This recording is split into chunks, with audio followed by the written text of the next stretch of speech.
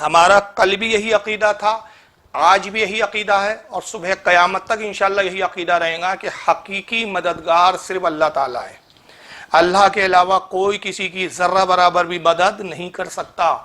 یہ پہلا جو میں نے عقیدہ بیان کیا ہے کہ ہمارا عقیدہ یہ ہے کہ اللہ کے سوا کوئی حقیقی مددگار نہیں ہے۔ اب دوسرا جو ہمارا عقیدہ ہے، اور اس کو بھی ہم جو ہے بالکل اپنا ایمان کا حصہ سمجھتے ہیں، اور وہ دوسرا عقیدہ یہ ہے کہ اللہ تعالیٰ نے اپنے بعض مقبول اپنے خاص بندوں کو کچھ ایسی طاقتوں اور قوتیں عطا فرمائی ہے کہ وہ اللہ کی دی ہوئی اور بخشی ہوئی طاقت سے بندوں کی امداد کرتے ہیں۔ یہ ہے اصل ہمارا عقیدہ۔ ہم یہ نہیں مانتے نعوذ باللہ من ذالک کہ اللہ مدد کرنے پہ قادر نہیں ہے، مدد کریں گے تو صرف غوث پاک کریں گے، مدد کریں گے تو خواجہ غریب نواز کریں گے، یا مدد کریں گے تو فلاں ولی کریں گے۔ اللہ تو مدد کرنے پہ قادر ہی نہیں، نعوذ باللہ معاذ اللہ استغفر اللہ۔ اور نہ یہ ہمارا عقیدہ ہے کہ مانگنا ہے تو صرف بزرگوں سے مانگو۔ ہم مانگتے اللہ سے ہی ہے لیکن بزرگوں کے وسیلے سے مانگتے ہیں۔ ہم مانگتے اللہ سے ہی ہے مگر رسول اللہ کے وسیلے سے مانگتے، اور جب کسی بزرگ سے بھی اگر ہم مطالبہ کرتے ہیں یا کچھ مانگتے ہیں یا ان سے مدد طلب کرتے ہیں تو ہمارا عقیدہ یہی ہوتا ہے کہ یہ بزرگ بھی اللہ کی مرضی کے بغیر ایک ذرے کا بھی تصرف کرنے کا اختیار نہیں رکھ کرتے۔ یہ ہمارے امام احمد رضا محدث بریلوی علیہ رحمت رضوان کی کتاب ہے۔ اس کتاب میں اعلیٰ حضرت فاضل بریلوی نے واضح طور پر یہ عقیدہ بیان کیا کہ اللہ کی عطا کے بغیر، اور رسول اللہ صلی اللہ تعالی وسلم جو تمام مخلوق میں سب سے افضل ترین ذات ہے، حضور صلی اللہ علیہ وسلم، رسول کا جو مقام ہے وہ کسی ولی کا نہیں ہو سکتا۔ خود رسول اللہ صلی اللہ علیہ وسلم اللہ کی عطا کے بغیر بے عطا الہی ذرہ برابر بھی اختیار و تصرف نہیں رکھتے۔ حضور صلی اللہ علیہ وسلم جو بھی تصرف فرماتے ہیں، حضور کسی کی مدد کرتے ہیں، حضور کو جو اختیارات ہے وہ اللہ کی بخشش اور عطا سے ہے۔ یہ ہے الامن والعلا۔ اس طرح الدولت المکیہ بھی اعلیٰ کی ایک کتاب ہے جو حرم میں کعبے کے اندر ہی اعلیٰ حضرت نے اس کو تحریر کیا تھا، حرم کعبہ میں۔ اس پہ بھی اعلیٰ حضرت فرماتے ہیں کہ رسول اللہ صلی اللہ تعالی وسلم کا چاہے علم ہو یا تصرف ہو، یہ ماننا کہ اللہ کی عطا کے بغیر حضور کو علم ہے، یا یہ ماننا کہ رسول اللہ صلی اللہ علیہ وسلم اللہ کی عطا کے بغیر جو ہے تصرف کرنے کا اختیار رکھتے، اعلیٰ حضرت واضح طور پہ فرماتے کہ ایسا عقیدہ کفر ہے، ایسا عقیدہ رکھنے والا آدمی کافر ہے۔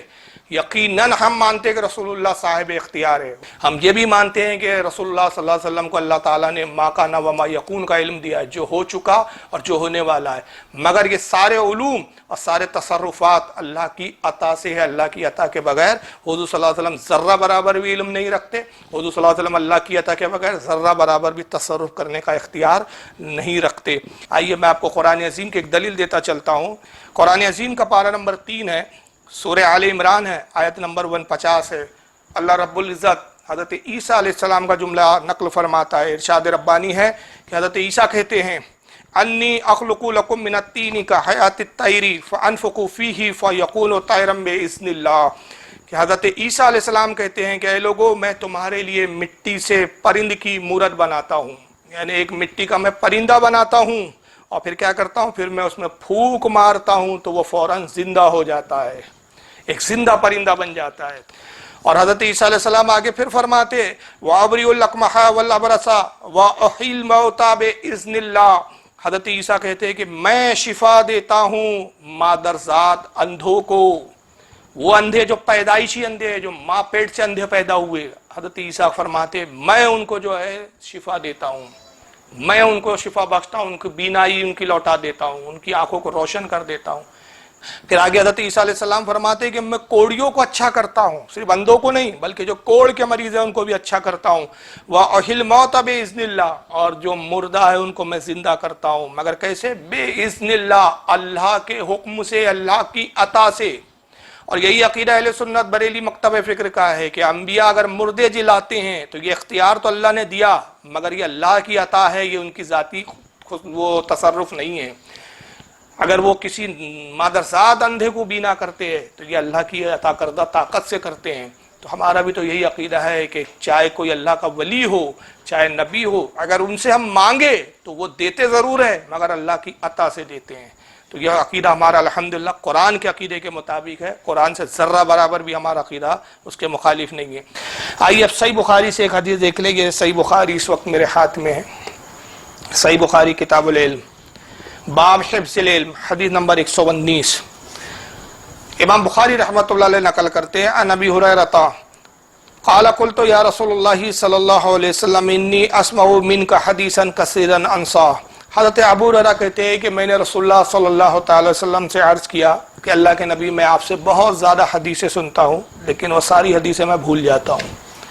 یعنی یادداشت ان کی اس وقت بہت کمزور تھی ابو ہریرہ کی۔ کہتے ہیں یا رسول اللہ میں آپ سے حدیث تو بڑی کثیر سنتا ہوں لیکن حضور میں ان حدیثوں کو بھول جاتا ہوں۔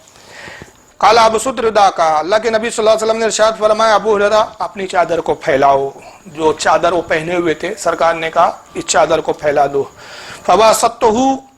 اور جب وہ کہتے ہیں کہ میں نے چادر پھیلائی، قال فغرف بیدیہ، تو ابو ہریرہ کہتے ہیں کہ اللہ کے نبی صلی اللہ علیہ وسلم نے اپنے دست مبارک سے لیا اور کوئی شے جیسے میری چادر میں ڈالی، وہ جو چیز ڈالی وہ دکھ نہیں رہی تھی مگر حضور صلی اللہ علیہ وسلم نے اپنے دست مبارک سے وہ میری چادر میں نے چادر پھیلائی، حضور نے وہ چیز کوئی شے اپنے دست مبارک سے میری چادر میں ڈالی۔ ثم قال، پھر اس کے بعد نبی نے فرمایا ضمہ، اے ابو ہریرہ اس کو اپنے سینے سے لگا لے، اپنے سینے سے اس کو چمٹا لے، اپنے سینے سے گویا اس کو ملا لے۔ فضممتہ فما نسیت شیئا بعدا، حضرت ابو ہریرہ کہتے ہیں میں نے اس چادر کو اپنے سینے سے چمٹا لیا اور خدا کی قسم اس کے بعد میں پھر کبھی کوئی چیز نہیں بھولا۔ ابو ہریرہ کا کیا عقیدہ پتہ چلا بھائی کہ حضور صلی اللہ علیہ وسلم کو اللہ نے اختیار دیا کہ حضور صلی اللہ علیہ وسلم یادداشت بھی عطا فرماتے ہیں، علم بھی عطا فرماتے ہیں، حضور سے مانگنا بھی جائز ہے، تبھی تو مانگ رہے ہیں کہ جناب ابو ہریرہ رضی اللہ تعالیٰ عنہ حضور کی خدمت میں حاضر ہوتے ہیں اور عرض کرتے یا رسول اللہ میں حدیثیں سنتا ہوں بھول جاتا ہوں، اور رسول اللہ یہ نہیں فرماتے جاؤ فلاں دوا کھا لو فلاں جڑی بوٹی لے لو، نہیں، حضور صلی اللہ علیہ وسلم اپنا اختیار بتاتے، کہتے ابو ہریرہ چادر پھیلاؤ، چادر پھیلا دی، اپنے دست مبارک سے دیا، گویا غیب سے کوئی چیز لے رہے ہیں اور ڈال رہے ہیں۔ اب چادر سمیٹ لو، سینے سے لگا لو، چادر سمیٹ لی گئی۔ ابو ہریرہ کہتے چادر میں حضور نے نہ جانے کیا ڈالا، میں نے سینے میں سے اس کو چمٹایا، سینے میں کیا داخل ہوا حضور کی عطا کردہ کون سی شے تھی نہ جانے، مگر تاثیر یہ ہوئی کہ پھر کبھی اس کے بعد میں کوئی چیز نہیں بولا۔ یہ بخاری کے اندر حدیث ہے، پتہ نہیں وہابی جی کو یہ بخاری میں کیوں نہیں ملتی، اللہ جانے یہ بخاری کیا پڑھتے ہیں، بخاری میں صرف رفدین کی حدیثیں پڑھتے ہیں، باقی کچھ دیکھتے نہیں بیچارے۔ پھر اس کو امام مسلم بھی لائے ہیں اپنی صحیح میں کتاب فضائل الصحابہ حدیث نمبر 6291 کے تحت۔ امام ترمذی نے بھی اس کو اپنی سنن میں لایا کتاب المناقب حدیث نمبر 3834 کے تحت، یعنی بخاری مسلم ترمذی یہ تین تو سیاہ ستہ کی کتابیں ہیں، یہ تین کتابوں میں تو کم سے کم یہ حدیث موجود ہے، مگر وہابی جی کی نظر سے حدیثیں نہیں گزریں گی۔ امام ابو یعلا بھی لائے ہیں اس کو المسند میں جلد نمبر 11 صفحہ 121 حدیث نمبر 6248۔ امام طبرانی بھی لائے ہیں معجم الاوسط جلد 1 صفحہ 375 حدیث نمبر 811۔ امام حیثمی بھی لائے ہیں اس کو مجمع الزوائد میں جلد 9 صفحہ 448 حدیث نمبر 15995۔ اب یہاں ہو سکتا ہے کہ کہیں گے نہیں دیکھیں صاحب اگر ابو ہریرہ نے مانگا تو حضور حیات تھے تو دعا کے لیے کہا نا، اب رسول اللہ نے دعا کر دی، بات اس میں کون سا حضور کا اختیار آ گیا صاحب، حضور حیات تھے تو حضور سے مانگا، مرنے کے بعد نہیں مانگ سکتے، وصال کے بعد نہیں مانگ سکتے، تم تو یار ولیوں کے مرنے کے بعد مانگنے چلے جاتے ہو، مردہ کوئی کسی کو فائدہ نہیں پہنچا سکتا۔ تو آئیے ذرا آپ کو آپ کے گھر تک پہنچا دوں، دیکھ لیجئے یہ 5ویں جلد ہے ابن ابی شیبہ کی، اور پھر یہ حدیث کتنی کتابوں میں ہے آگے انشاءاللہ میں بات کروں گا اس پر۔ امام ابن ابی شیبہ جن کے بارے میں میں عرض کر چکا ہوں، امام بخاری کے استاد، امام مسلم کے استاد، امام ابو داؤد کے استاد، تین بڑے جلیل و قدر ائمہ کے استاد ہیں، باقی تو بہت سارے کئی امام جو ان کے شاگرد رہے، لیکن یہ تین جو ہے جلیل و قدر ائمہ ہیں جن کے یہ استاد رہے۔ امام ابن ابی شیبہ ان کی المصنف کتاب الفضائل عمر ابن الخطاب حدیث نمبر 32665۔ امام ابن ابی شیبہ کا حدیث نقل کرتے ہوئے کہتے ہیں حدثنا ابو معاویہ، حدیث بیان کی ہم سے ابو معاویہ نے، عن الاعمش انہوں نے روایت کی اعمش سے، عن ابی صالح وہ روایت کرتے ابی صالح سے، عن مالک الدار اور وہ روایت کرتے حضرت مالک الدار سے، قال وقانا خازن عمر علی الطعام، کہتے کہ مالک الدار سے روایت ہے جو حضرت فاروق اعظم کے دور خلافت میں جو ہے وہ اس کے انچارج تھے، یعنی وزیر فوڈ جس کو بول سکتے ہیں، منسٹر آف فوڈ، کیا بولیں گے اردو میں اس کو یار، طعام مطلب کھانے پینے کے جو غلہ ہوتا ہے اس کے وہ نگران تھے، اس کے مطلب اس کے وزیر تھے وہ، منسٹر آف فوڈ اس کو اب یہ بحث سے اچھا لفظ نہیں مل رہا ہے، ہاں نہیں بیت المال نہیں ہوتا ہے وہ، یعنی اناج کے جو بھنڈار ہوتے ہیں اس کے نگران تھے وہ مالک الدار، ان سے یہ حدیث روایت ہے فاروق اعظم کے زمانے میں، وہ جو ہے کھانے پینے کی اشیاء کے جو ہے وہ نگران تھے۔ وہ کہتے ہیں کہ قال اصاب الناس قحط فی زمن عمر، کہتے ہیں کہ حضرت فاروق اعظم کے زمانے میں بڑا سخت قحط پڑا، اور یہ کون سا قحط تھا ذرا اس کی تفصیلات آپ سماعت فرما لیں، یہ تاریخ کی اور حدیث کی کتابوں میں اس کا بڑا ذکر آتا ہے، اور یہ بڑا سخت فاروق اعظم کے دور خلافت میں قحط پڑا تھا 18 ہجری میں، یعنی حضور کے وصال کے 8 سال کے بعد، سرکار کے وصال کے 8 سال کے بعد کا یہ واقعہ ہے۔ نتیجہ یہ ہوا کہ گلے کی اور اناج کی کمی ہو گئی، لوگ فاقے کرنے پہ مجبور ہو گئے، اور لوگ جو ہے بھوک مری کا شکار ہو گئے، اتنا سخت قحط پڑا کہ اس کو عام الرمادہ کا نام دیا گیا، یعنی ہلاکت والا قحط، لوگوں کو مارنے والا قحط۔ تو 3 سال یہ غالباً یہ جو ہے قحط رہا۔ تو حضرت مالک الدار روایت کرتے ہوئے کہتے ہیں کہ رسول جو ہے حضرت عمر کے زمانے میں جب وہ قحط پڑا، فجاء رجل الى قبر النبی صلی اللہ علیہ وسلم فقال، تو ایک شخص جو ہے وہ حضور کی قبر پر حاضر ہوئے۔ اب یہ کون تھے؟ یہاں تو حدیث میں رجل لفظ آیا ہے کہ ایک شخص، لیکن شارحین حدیث نے یہاں پر واضح کیا، جیسے امام ابن حجر عسقلانی ہیں اور امام بدر الدین عینی ہیں، بہت سارے محدثین نے واضح کیا کہ وہ شخص جو تھے حضور کی قبر پر حاضر ہوئے، حضور کی قبر پر گئے، ان کا نام تھا حضرت بلال ابن حارث المزنی۔ تو صحابہ کا زمانہ ہے، فاروق اعظم کا زمانہ ہے، بڑے بڑے صحابہ کرام موجود ہے اس وقت۔ یہ صحابی رسول حضرت بلال ابن حارث المزنی یہ رسول اللہ کے روضے پر جاتے ہیں۔ فقال یا رسول اللہ، اور حضور کے روضے پہ جا کے حضور کو عرض کر کے کہتے یا رسول اللہ، اے اللہ کے رسول، استسقی لامتی کا فانہم قد ہلکوا، اے اللہ کے نبی اپنی امت کو پانی عطا کیجئے، دیکھیے آپ کی امت ہلاک ہو رہی ہے، تباہ ہو رہی ہے۔ بتائیے، کوئی صحابی کفر کا فتویٰ نہیں دے رہا ہے، کوئی صحابی شرک کا فتویٰ نہیں دے رہا ہے۔ اور یہاں ٹھہر کر میں ایک سوال کرتا ہوں، کیا یہ 3 سال جو قحط پڑا کسی صحابی نے اللہ سے دعا نہیں کی ہوں گی؟ بولیے بھائی، کی ہوں گی کہ نہیں کی ہوں گی؟ مگر دعائیں قبول نہیں ہوئی صاحب، اللہ کی بارگاہ میں تو سب نے دعائیں کی ہوں گی، نماز استسقاء بھی پڑھی گئی ہوں گی، مگر رب تبارک و تعالیٰ اس واقعے کے ذریعے بتانا چاہتا تھا کہ تم دعائیں تو کر رہے ہو، مگر تمہاری دعا اس وقت تک میں قبول نہیں کرتا جب تک میرے محبوب بھی تمہارے لیے اپنے ہاتھوں کو نہ اٹھا دے، میرے محبوب کی بھی شفاعت اور سفارش اس دعا میں شامل نہ ہو جائے۔ یہ بتانا یہ مقصود تھا، یہ حکمت الہی تھی۔ کیا صحابہ نے 3 سال دعا نہیں کی؟ یقیناً کی، مگر بارش نہیں ہوئی۔ اور اس کے بعد جب یہ صحابی گئے پر جانے کا کہا یا رسول اللہ، یعنی یہاں ایک بات یہ بھی پتہ چلی کہ وصال کے بعد یا سے بھی خطاب کرنا جائز ہے، جیسا کہ کہتے ہیں کہ صاحب زندے کو یا کہیے، جو انتقال کر گئے ان کو یا مت کہیے، یہاں وہ یا رسول اللہ کہہ رہے، یا رسول اللہ استسقی لامتی کا فانہم قد ہلکوا، اے اللہ کے نبی صلی اللہ تعالی وسلم اپنی امت کو پانی عطا کیجئے، اپنی امت کو پانی دیجئے۔ کیوں؟ فانہم قد ہلکوا، دیکھ نہیں رہے ہیں کہ آپ کی امت تباہ اور ہلاک ہو رہی ہے۔ فَأَتَى الرَّجُلَ فِي الْمَنَامِ فَقِيلَ لَهُ، اور وہ جب حضرت بلال ابن حارث گھر لوٹ آئے اور سو گئے، یہ دعا کر حضور کے روضے پہ دعا کی، حضور سے التجا کی، استغاثہ کیا، گھر آئے سو گئے، تو حضور صلی اللہ علیہ وسلم ان کے خواب میں تشریف لائے، اور حضور نے خواب میں آ کے کیا فرمایا؟ اتی عمر فاقرہ السلام، کہا کہ جاؤ عمر کو میری طرف سے سلام کہنا، کیونکہ حضرت عمر بہت پریشان تھے، خلیفہ وقت تھے، سب سے زیادہ تو وہ پریشان تھے کہ بھائی یہ رعایا کا میں کیا مطلب، ان کو کیسے اناج دوں گا میں، ان کو کیسے ان کی زندگی کی حفاظت کی جائیں گی، کیونکہ کھانے کے لیے اناج نہیں ہے، قحط اتنا سخت ہے۔ تو اللہ کے نبی آیا اور کہا کہ پریشان نہ ہو، جاؤ عمر کو میرا سلام کہنا، وَأَخْبِرْهُ أَنَّكُمْ مَسْقِيُونَ، اور عمر کو یہ خبر دے دو کہ بارش تمہیں دی جائیں گی، بارش عطا کی جائیں گی۔ وَقُلْ لَهُ عَلَيْكَ الْقَيْسَ وَعَلَيْكَ الْقَيْسَ، اور جاؤ عمر سے یہ بھی کہنا کہ بردباری اختیار کرے، بردباری اختیار کرے، دانائی اختیار کرے، یہ نصیحت بھی حضور صلی اللہ علیہ وسلم کرتے۔ فَأَتَى عُمَرَ فَأَخْبَرَهُ، وہ شخص یعنی حضرت بلال ابن حارث حضرت عمر کی خدمت میں آئے، اور جو کچھ خواب میں انہوں نے دیکھا تھا وہ حضرت عمر کو بتایا، اس کی خبر دی۔ فَبَكَى عُمَرَ ثُمَّ قال، حضرت عمر یہ خبر سن کر، حضور کی یہ بشارت سن کر رونے لگے۔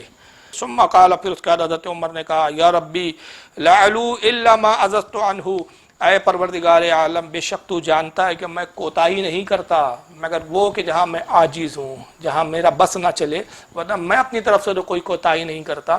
تو اس کے بعد روایتوں میں آتا ہے کہ پھر صبح جب ہوئی خواب بشارت ہوئی اور حضرت عمر کو انہوں نے خواب کا خبر دی، تو اسی دن پھر اتنی بارش ہوئی کہ پورا مدینہ جل تھل ہو گیا، پھر تو گویا یہ خواب کی صداقت بھی ظاہر ہوئی، اور یہ بڑے بڑے محدثین نے اس کو حدیث کو لکھا، اور پھر حدیث ضعیف بھی نہیں ہے جناب، یہ حدیث بالکل سند کے اعتبار سے صحیح ہے۔ ابن ابی شیبہ کے علاوہ اس کو امام طبری بھی لائے ہیں، دیکھیے تاریخ طبری بھی اس وقت میرے پاس اوریجنل رکھی ہوئی ہے، یہ ہے تاریخ طبری، یہ سب پہلے کے محدثین ہیں، یہ اس وقت کے جب اہل حدیث کا وجود بھی نہیں تھا، غیر مقلد کی جماعت پیدا بھی نہیں ہوئی تھی، اس سے بھی پہلے کے محدثین ہیں۔ امام ابن جریر نے اس کو تاریخ طبری جلد نمبر 2 صفحہ 509 پہ لکھا ہے۔ امام بہقی نے اس کو دلائل النبوت میں لایا، جلد 7 صفحہ 35 حدیث نمبر 3030 کے تحت۔ ابن عساکر نے بھی اس کو لکھا تاریخ دمشق جلد 44 حدیث نمبر صفحہ نمبر 345 پر۔ اس کو امام ابن عبد البر نے الاستیعاب فی معرفت الصحاب جلد نمبر 3 صفحہ 1149 پہ لکھا۔ اس کو امام ابن عصیر نے اپنی الکامل جلد 2 صفحہ 597 پہ لکھا۔ اس کو امام تقی الدین السبکی نے اپنی کتاب شفاء السقام صفحہ نمبر 381 پہ لکھا۔ اس کو امام ابن حجر عسقلانی نے اپنی کتاب الاصابہ فی تمیز الصحابہ جلد 6 صفحہ 164 رجال نمبر 8350 پہ لکھا۔ اس کو امام ابن حجر عسقلانی نے فتح الباری شرح البخاری جلد 2 صفحہ نمبر 575 حدیث نمبر 1010 کے تحت لکھا۔ اور امام ابن حجر عسقلانی نے اس حدیث کو نقل کرنے کے بعد فرمایا اسنادہ صحیح، اس کی سند صحیح ہے۔ امام قسطلانی نے بھی اس کو اپنی کتاب الموہب اللدنیہ جلد 4 صفحہ 276 پہ لکھا۔ حضرت امام سمہودی نے اپنی کتاب وفاء الوفا جلد 4 صفحہ 1374 پہ لکھا۔ اسی حدیث کو امام ابن حجر الحیتمی المکی نے الجوہر المعین صفحہ نمبر 152 پہ لکھا۔ اس کو صاحب کنز العمال نے اپنی کتاب کنز العمال جلد 8 صفحہ 201 حدیث نمبر 23,000 معاف کریں حدیث نمبر 23,530 پہ لکھا۔ امام زرقانی بھی اس کو لائے شرح المواہب جلد 11 صفحہ 150 پر۔ حضرت علامہ شیخ محمد عابد الانصاری انہوں نے اپنی کتاب التوسل صفحہ 71 پر لکھا، اور خود غیر مقلدین نام نہاد اہل حدیثوں کے علامۃ الدہر ابن تیمیہ نے اپنی کتاب اقتضاء الصراط المستقیم صفحہ نمبر 374 پہ لکھا۔ ابن کثیر نے بھی اس کو اپنی کتاب البدایہ والنہایہ جلد 7 صفحہ 205 پر لکھا، اور ابن کثیر بھی اس روایت کو لکھ کر کہتے ہیں ھذا اسنادہ صحیح، اس حدیث کی سند صحیح ہے اور یہ روایت بالکل صحیح ہے۔ آئیے دیکھیے یہ ابن کثیر کی البدایہ اس وقت میرے ہاتھ میں، البدایہ والنہایہ تاریخ پر بڑی عظیم کتاب ہے یہ، اور غیر مقلدین کے تو بہرحال ابن کثیر جو ہے بڑے فیوریٹ اور بڑے مسلم علامہ ہیں۔ حافظ ابن کثیر کی البدایہ والنہایہ اس کی 7ویں نمبر کی جلد ہے، 7ویں جلد ہے، صفحہ نمبر اس کا 43 ہے۔ غزوہ یمامہ واقع ہوا حضرت ابو بکر صدیق کے دور خلافت میں، اور واقعے کا پس منظر مختصر یہ ہے کہ مسلمہ قذاب کر کے ایک شخص پیدا ہوا جس نے حضور ہی کے زمانے میں نبوت کا جھوٹا اعلان کیا، اور اللہ کے نبی صلی اللہ علیہ وسلم نے اس کے قتل کا حکم دے دیا، مگر کہ اس سے پہلے کہ جنگ ہوتی اور مسلمہ مارا جاتا، رسول اللہ صلی اللہ علیہ وسلم کی طبیعت علیل تھی، سرکار جو ہے اسی مرض الموت میں وصال فرماتے، مگر حضرت ابو بکر صدیق جیسے ہی خلیفہ بنے تو یہ پھر جنگ ہوئی غزوہ یمامہ جس کا نام ہے۔ چنانچہ خالد ابن ولید اور حضرت حذیفہ بڑے بڑے جلیل القدر صحابہ مسلمہ قذاب کی سے جنگ کرنے کے لیے روانہ ہوئے۔ یہ بڑی تفصیلات ہے۔ ہوا یہ کہ حضرت حذیفہ جو ہے وہ سالار تھے، جب ان کی شہادت ہو گئی جنگ میں، وہ شہید ہو گئے، تو حضرت خالد ابن ولید نے جھنڈا سنبھالا، اور جب جھنڈا سنبھالا تو خالد ابن ولید نے وہاں ایک نعرہ لگایا۔ اب یہ جملے ہیں ابن کثیر کے، میں نہیں کہہ رہا ہوں، ابن کثیر صاحب لکھتے ہیں یہاں پر، کہتے ہیں ثم نادا بشعار المسلمین وکان شعارہم یومئذ یا محمد، کہتے ہیں کہ پھر حضرت خالد ابن ولید نے نعرہ بلند کیا، اور وہ نعرہ کیا تھا؟ پھر انہوں نے مسلمانوں کا مروجہ جو اس وقت راج تھا، جو نعرے لگایا کرتے تھے ایسے موقع پہ کہ جب سخت تکلیفیں آ جاتی، وہ نعرہ بلند کیا، اور وہ نعرہ کیا تھا؟ ان دنوں مسلمانوں کا جنگی نعرہ یہ تھا، یا محمدہ یا محمدہ، جس کے معنی ہوتے اے محمد صلی اللہ علیہ وسلم مدد کیجئے ہماری، اے محمد صلی اللہ علیہ وسلم مدد کیجئے ہماری۔ کیوں صاحب خالد ابن ولید کے بارے میں کیا کہیں گے؟ غزوہ یمامہ ہو کہاں رہی ہے اور مدینہ کہاں ہے؟ فرق ہے دونوں میں، ایک جگہ نہیں ہے۔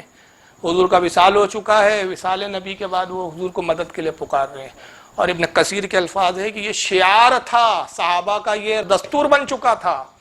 کہ ایسے موقع پر وہ یا محمدہ کا نعرہ لگاتے تھے، یعنی جب تکلیف اور پریشانی آ جاتی ان پر تو یا محمدہ کہتے تھے، اے محمد مدد کیجئے، کیونکہ یا محمدہ جو ہے یہ استعانت کے لیے آیا ہے، اس میں محمدہ کا جو لفظ ہے یا استعانت کے لیے،